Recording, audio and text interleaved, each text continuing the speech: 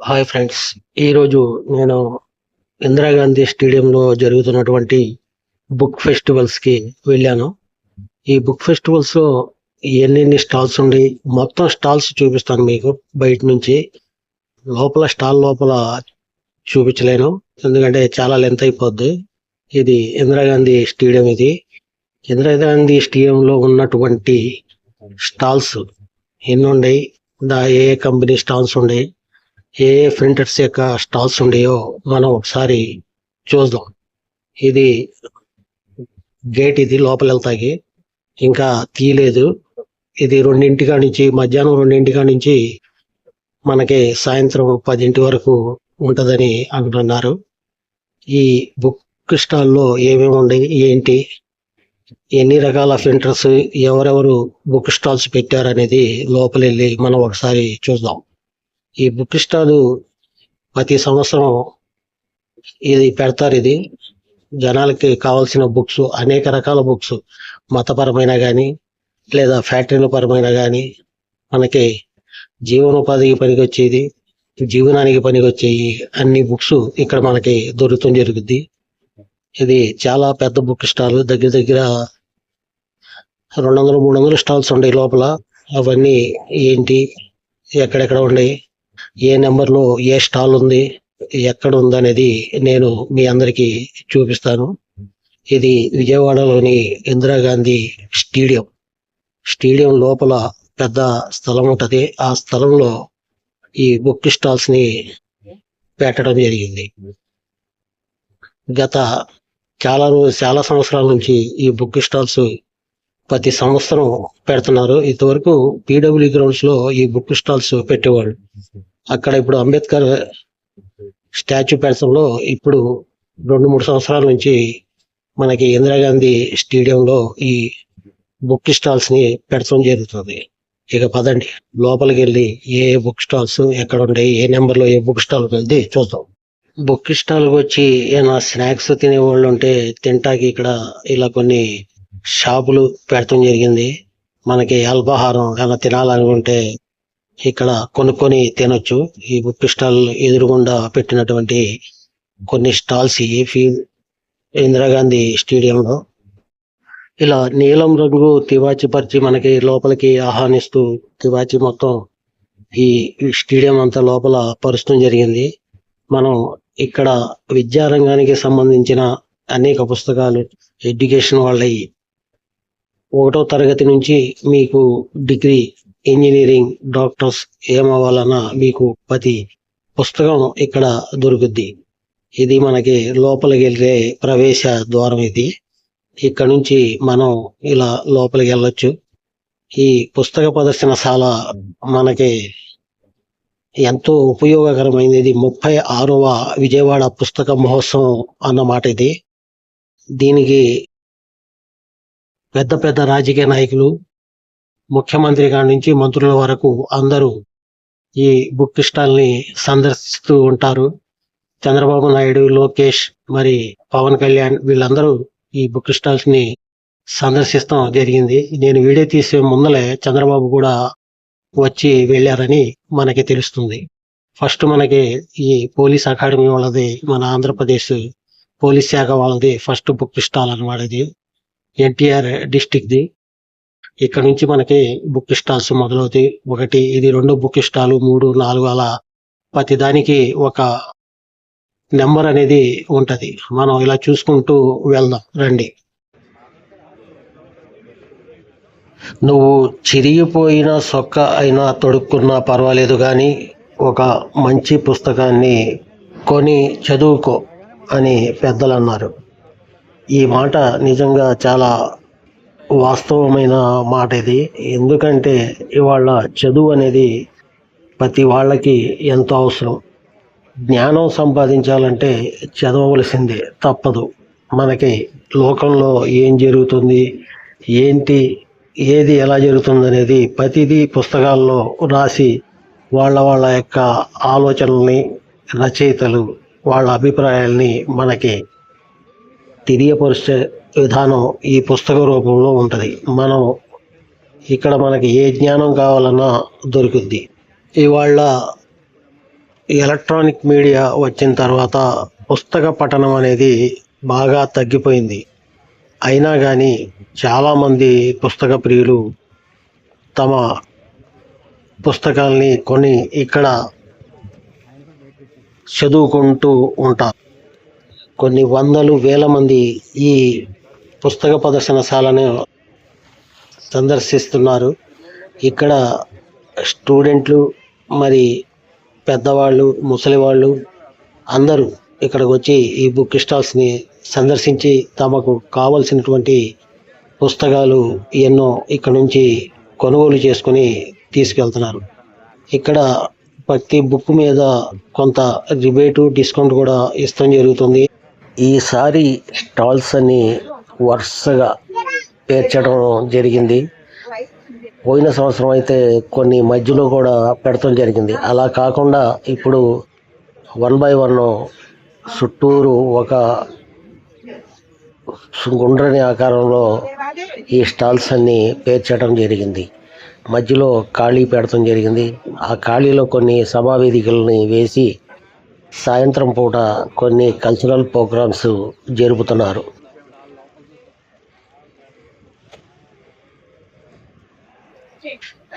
పుస్తకానికి ఉన్న ప్రాధాన్యం ఏమిటనేది విజయవాడ పుస్తక మహోత్సవంలో ప్రత్యక్షంగా కనిపిస్తుంది. చారిత్రక నవలలు నుంచి విజ్ఞాన సాహిత్యం వరకు అన్నిటినీ వదలకుండా పుస్తక ప్రియులు కొనుగోలు చేస్తున్నారు. ప్రముఖుల జీవిత చరిత్ర నుంచి ఆధ్యాత్మిక పుస్తకాల వరకు అన్నిటికీ మంచి డిమాండ్ ఇక్కడ ఉంటుంది. విజయవాడ పుస్తక మహోత్సవంలో మొత్తం 300కు పైగా స్టాళ్లను ఏర్పాటు చేయగా అన్ని పుస్తక ప్రియులతో కళకళలాడుతున్నాయి. ఈ నెల 2 నుంచి ఆరంభమైన పుస్తక మహోత్సవము ఆదివారం మంచి జనాలతో కిటకిటలాడిందని చెప్తున్నారు. ఈ నెల 12 వరకు ప్రదర్శన కొనసాగుతుంది. ఇక్కడ తెలుగుతో పాటు అన్ని భాషల పుస్తకాలు కూడా మనకు దొరుకుతాయి. ఉర్దూ కానీ తెలుగు కానీ ఎక్కువ. ఇంగ్లీషు పుస్తకాలు కూడా మన ఆంధ్రప్రదేశ్లో వాడుకలో ఉన్న భాషలు ఇవి కూడా మనకి ఇక్కడ దొరుకుతాయి.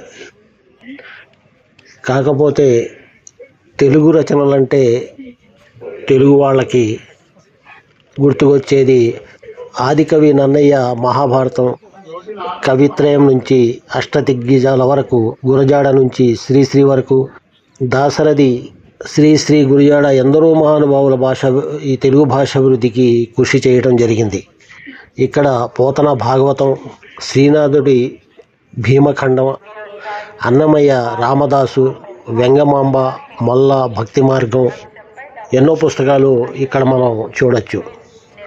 తెలుగు భాషకు వన్ని తెచ్చే విశ్వవ్యాప్తం చేసిన ఎందరో మహానుభావుల పుస్తకాలు, ప్రచురణలు మనకి ఇక్కడ దొరుకుతాయి. విశ్వనాథ సత్యనారాయణ, సి నారాయణ రెడ్డి, రావూరి భరద్వాజ జ్ఞానపీఠ అవార్డులతో ఖ్యాతి పొందినటువంటి వీళ్ళ రచనలతో పాటు గ్రాంధిక భాషగా ఉన్న మన తెలుగును వ్యవహారికంగా మార్చిన గిడుగు పుస్తకాలు కూడా ఇక్కడ లభ్యమవుతాయి. ఎంతోమంది ఆఫీసర్స్ కానీ, ఉద్యోగాలు చేసుకునే ఎన్జిఓస్ కానీ ఇక్కడికి వచ్చి తమకు కావలసిన ఉద్యోగరీత్యా తమకు పనికొచ్చే పుస్తకాలు కూడా ఇక్కడ కొని తీసుకుని వెళ్తాం జరుగుతుంది. సామాన్యులు కూడా పక్క ఊళ్ళ నుంచి ఎక్కడెక్కడి నుంచో తమ పిల్ల పాపలతో ఇక్కడికి వచ్చి వాళ్ళకి కావాల్సిన పుస్తకాలు కొనటం జరుగుతుంది. ఇక్కడ వచ్చేవాళ్ళు పిల్లల్ని భుజాల మీద ఎత్తుకొని ట్రాలీల్లో తోసుకుంటూ చాలామంది ఇక్కడికి వస్తున్నారు. ఇక్కడ ఉర్దూ సాహిత్యంలో ఉన్న పుస్తకాలు కానీ, మరి వేరే భాషలో ఈ తెలుగు అనువాదాలు కానీ ఎన్నో మనకి ఇక్కడ అందుబాటులో ఉన్నాయి. ఇది చూడండి, ఇది గీటురాళ్ళు వాళ్ళ పుస్తకం. ఇక్కడ ఇస్లామిక్కు సంబంధించిన అన్ని పుస్తకాలు తెలుగులో లభ్యమవుతాయి. అలాగే హిందూ సమాజానికి సంబంధించిన పుస్తకాల స్టాల్స్, మరి తమిళ వాళ్ళ పుస్తకాల స్టాల్స్ కూడా ఇక్కడ చాలా కనబడుతున్నాయి మనకి. సైన్స్కి సంబంధించినవి, విజ్ఞాన శాస్త్రానికి సంబంధించినవి, వ్యక్తిత్వ వికాసానికి సంబంధించినవి, పిల్లలు లెక్కలకి సంబంధించిన పుస్తకాలు, 1వ తరగతి నుంచి మనకి డిగ్రీల వరకు కావలసిన అన్ని రకాల పుస్తకాలు కూడా ఇక్కడ మనకి లభ్యమవుతున్నాయి. మన తెలుగు భాష తీయదనాన్ని పంచే ఎన్నో పుస్తకాలు మనకు ఇక్కడ కనపడుతున్నాయి. అవి కథల రూపంలో కానీ, లేక నవలల రూపంలో కానీ, పంచతంత్ర రూపంలో కానీ ఎన్నో పుస్తకాలు మనకిక్కడ మీకు కావలసిన వయసుల అందరికీ పనికొచ్చే పుస్తకాలు ఇక్కడ దొరుకుతూ ఉండటం మనకెంతో ఆనందదాయకమైన విషయం. అమ్మ భాషపై అభిమానం ఉన్నవారు తెలుగు పుస్తకాలని కొని ఇక్కడ తమ ఇళ్లలో జాగ్రత్తగా పెట్టుకుంటారు. ఆ అమ్మ భాష తీయదనం మనకి ఎప్పుడు చిరస్థాయిగా నిలుస్తుంది. తెలుగు భాష మీద ఉన్న అభిమానం మనకి ఎప్పుడు స్థిరస్థాయిగా ఉంటుందని నేను అనుకుంటున్నాను. చిన్న పెద్ద తేడా లేదు, ఊరు వాడ భేదం లేదు. ఎవరైనా సరే తెలుగు వెలుగుల పూదోటలో తెలుగు పుస్తకాలు కొని ఇక్కడ తీసుకెళ్ళటం జరుగుతుంది. చరిత్రాత్మక పుస్తకాలు మన కళ్ళ ముందు కదలాడుతూ అందరూ తెలుగు తల్లి ముద్దు బిడ్డలు ఇక్కడ పుస్తకాలు కొని తమ పుస్తక ర్యాకుల్లో పెట్టుకోవటం జరుగుతుంది. ఇక్కడ నుంచి తీసుకెళ్ళిన పుస్తకాలు వేల ఏళ్ల చరిత్ర ఉన్న మన అమ్మ భాష తెలుగు భావి తరాలకు పదిలంగా అందివ్వాలనే సంకల్పంతో ఇక్కడ తెలుగు రచనలు ఎన్నో మనకు అమ్మటం జరుగుతుంది. మైదానం మొత్తం ఒక వృత్తాకారంలో స్టాళ్లను ఏర్పాటు చేయడంతో అందరూ ఈ చివరి నుంచి ప్రారంభించి ఆ చివరి వరకు ఉన్నటువంటి 300 స్టాళ్లను వరుసగా చూసుకుంటూ వెళ్తున్నారు. మొత్తం చుట్టూ వస్తున్నారు. స్టాల్స్లోనే నిలబడి పుస్తకాలను చదువుతున్నారు. అలా చదువుకుంటూ ముందుకెళ్తూ సందర్శకులు ఒక్కొక్కరు కనీసం 4-5 గంటలు ఈ పుస్తక ప్రదర్శనశాలలోనే గడుపుతున్నారు. ప్రాంగణంలో ఉన్న సాహిత్య వేదికలపై పుస్తకావిష్కరణ, భాష సాహిత్య సదస్సులు, ప్రతిభా వేదికలపై చిన్నపిల్లలకు క్విజ్, చిత్రలేఖనం, వ్యక్తిత్వ వికాసం పోటీలు, ఇంద్రజాల ప్రదర్శనలు ఈ నిర్వాహకులు కల్పిస్తూ జరుగుతుంది. పుస్తక పఠనంపై ప్రజలకు అవగాహన కల్పించడానికి జనవరి 6న సాయంత్రం 4 గంటల నుండి పుస్తక ప్రియుల పాదయాత్ర నిర్వహిస్తున్నారు. సిద్ధార్థ కళాశాల నుంచి ఇందిరాగాంధీ మైదానం వరకు ఈ పాదయాత్ర కొనసాగుతుంది. సాహితీ ప్రముఖులు, పుస్తక ప్రియులు పెద్ద ఎత్తున ఈ ర్యాలీలో పాల్గొనడం జరుగుద్ది. ఈ ఉద్దేశం జనానికి పుస్తక పఠనంపై అవగాహన, పుస్తకాల మీద ప్రేమ కల్పించడమే ఈ ర్యాలీ యొక్క ఉద్దేశం.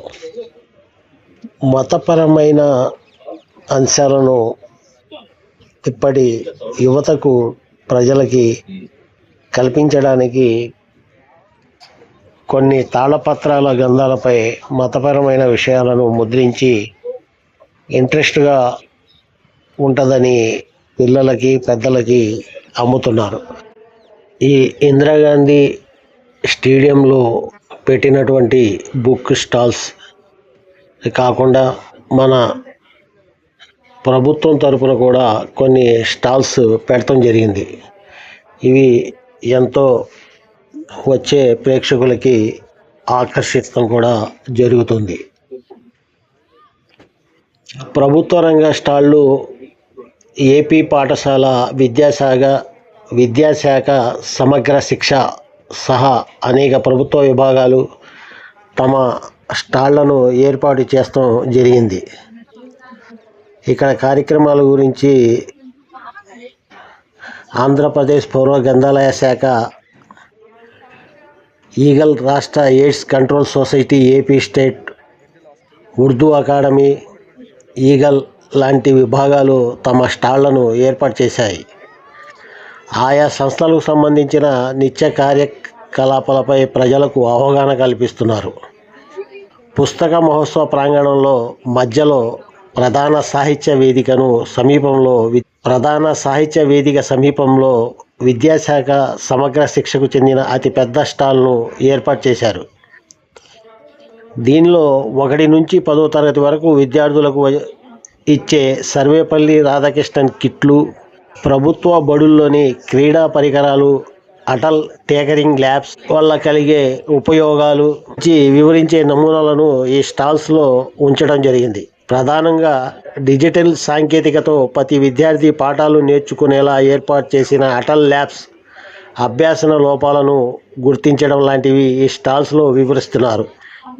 సైన్స్ అండ్ టెక్నాలజీ, ఇంజనీరింగ్, గణిత పాఠాలను కేవలం పుస్తకాల్లోనే కాకుండా ప్రాక్టికల్గా అర్థం చేసుకునేందుకు ప్రభుత్వం ఏర్పాటు చేసిన స్టెమ్ ల్యాబ్స్, వృత్తి విద్యా ల్యాబ్స్ గురించి ఇందులో వివరిస్తున్నారు. ఇదే కాకుండా రేపటి తరం కోసం గంజాయి రహిత సమాజమే ధ్యేయంగా డ్రగ్స్ వద్దు బ్రో అంటూ ఈగల్ విభాగం వినూత్న తరహాలో ప్రచారం చేస్తూ ఏర్పాటు చేసినటువంటి స్టాలు ఆకట్టుకుంటుంది. ఈగల్ ఆధ్వర్యంలో మత్తు రహిత ఆంధ్రప్రదేశ్ కోసం ఏమేం చేస్తున్నారనే దానిపై అందరికీ అవగాహన కల్పిస్తూ ఈగల్ క్లబ్స్, విద్యా సంస్థల్లో అవగాహన కార్యక్రమాలు ఎలా చేపడుతున్నారో తెలియజేసేలా పోస్టర్లు, చిత్రాలను ఏర్పాటు చేశారు. ఇక్కడ హెచ్ఐవి బారిన పడకుండా ఎలాంటి జాగ్రత్తలు తీసుకోవాలనేది తెలియజేస్తూ ఆంధ్రప్రదేశ్ రాష్ట్ర ఎయిడ్స్ నియంత్రణ సంస్థ ఏపీఎస్ ఆధ్వర్యంలో ప్రత్యేకంగా స్టాల్ను ఇక్కడ ఏర్పాటు చేస్తడం జరిగింది. అదే కాకుండా ఏపీ స్టేట్ ఉర్దూ అకాడమీ ఆధ్వర్యంలో ప్రత్యేకంగా మరో స్టాల్ను ఏర్పాటు చేసి రాష్ట్ర ప్రభుత్వం చేపడుతున్న కార్యక్రమాలను డిజిటల్ తెరలపై వివరిస్తున్నారు.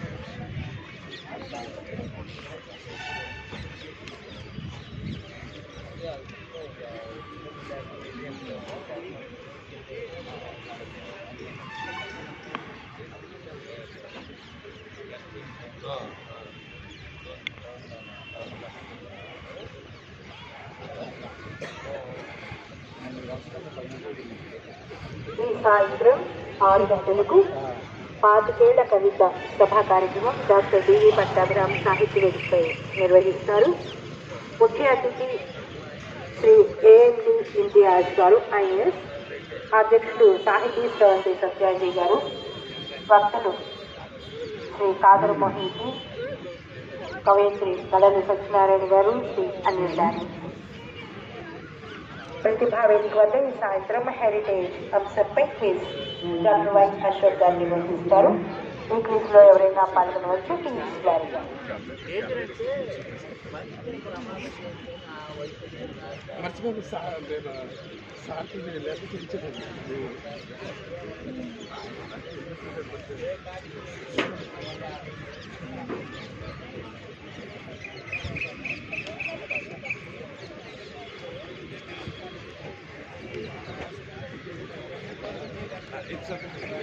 ఏది ఇదా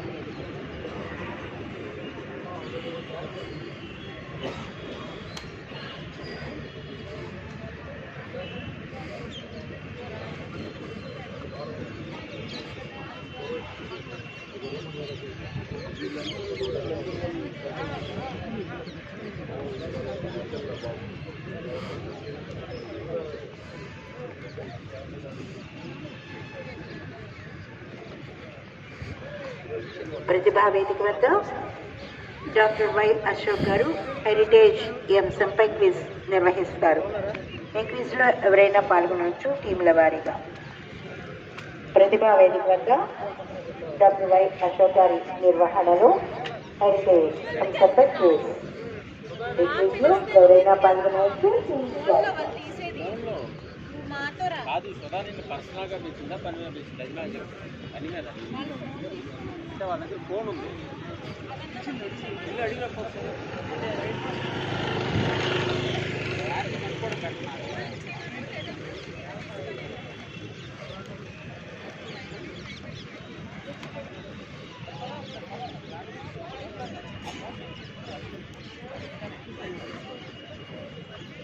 అబ్బాయి